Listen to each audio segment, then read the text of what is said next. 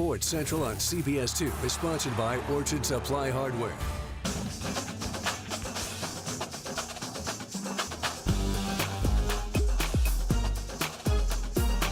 Nash bounces, there it is! 10,000 assists!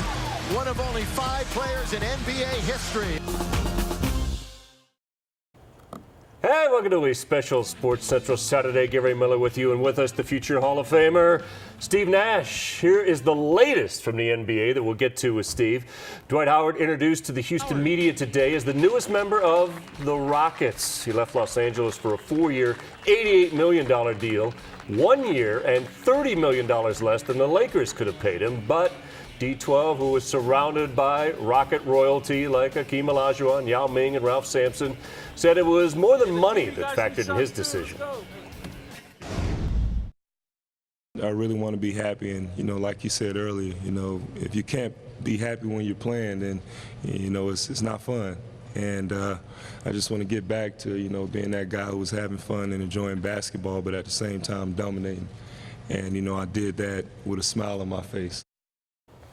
And with that, who better to turn to than our special guest for this entire half hour on Sports Central, Steve Nash. I'm not sure if you could hear that, but you're probably familiar. One of the things he stressed in his talking to the media and to the Houston community is, I want to have fun again. Did you have a sense that he was not having fun this season? Yeah, a little bit. I mean, I think it was. It was a difficult year for all of us. So, it wasn't one of those years you're going to look back on and say, that was one of the better years. That was a lot of fun. But I think that, it's how you respond to that. For me, that's the perfect recipe. I want to face adversity and to be challenged and to come back and overcome. So, I look forward to the season. It wasn't a ton of fun last year, although I did enjoy it. I think the Lakers have a tremendous staff and organization, and the fan base is incredible here. So I was thrilled to be here. I was unfortunately injured most of the year, and we struggled. But I'm looking forward to next year, and we're going to have a lot of fun too. That was kind of the pitch you made to Dwight in that powwow that included Kobe. Mike D'Antoni was there, Mitch Kupchak, the Buss family was represented as well, hey, we got a challenge. We didn't get what we wanted to be last year. You said going in you didn't think he was staying. You said afterwards, I thought we had a chance to stay. Is he a hard guy to read? No, I think that's pretty accurate. I feel like the meeting gave us a chance, for sure. But, not enough. Ultimately, I don't think he wanted to be here. I think when you think, if there's validity to the fact that before the meeting we didn't have a chance, he didn't really want to be here. Then we had a meeting, and he thought it over, and then he didn't want to stay. So you could kind of sense it and feel it as the kind of 2 months between the playoffs and free agency that he was starting to look elsewhere. There's the quote that Kobe had said, the challenge to him. Dwight said that never happened. You were in the meeting. Did Kobe say? What was the quote? Do you remember? Well, basically challenged him to say, you need to step up your game. You're surrounded by people who've won rings. You need to learn from them and sort of submit yourself to get to the next level. Yeah, it was a good talk. It was honest. It was somewhat confrontational between the three of us, and I thought that was positive. I thought, we got the fluff out of the way and talked about what we're dealing with. So I can't remember exactly who said what, and I wouldn't want to put words in anyone's mouth. But I thought it was productive, and I thought that everyone, like I said, got away from just trying to pitch someone. Like I said at the end of the meeting, and his agents laughed. I guess this wasn't like all the other recruiting visits. So, but. That was positive in my eyes, because we could have sat there and told him how great he was and how desperate we are to have him back, and the fact that and he was a catalyst in that part of it too, was that we opened up the discussion, and I think that was paramount, because if we had just glossed over what happened this year, I think he would have left saying, why would I come back? One last thing on Dwight, just my perception, and I want to get it from an expert who was in the room.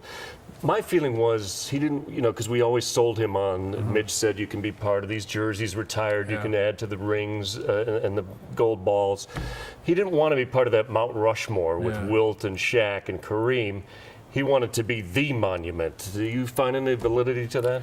Did he say that? No, I'm just saying that's my perception. I mean, that's interesting. I would have been very interested to hear if he had said that. But you might not be wrong. I think he definitely.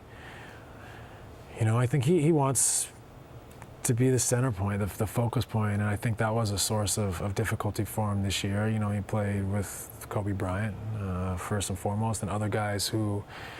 Share or take some of the spotlight in some respects. So that that's a fair point, and it'll be interesting to see. I don't think he wanted to, to embrace kind of when the recruiting process. I don't think that, my first impression was we're going to have Magic Johnson, Kareem Abdul, everyone at this meeting, but I don't think he wanted it that way, and so that says something.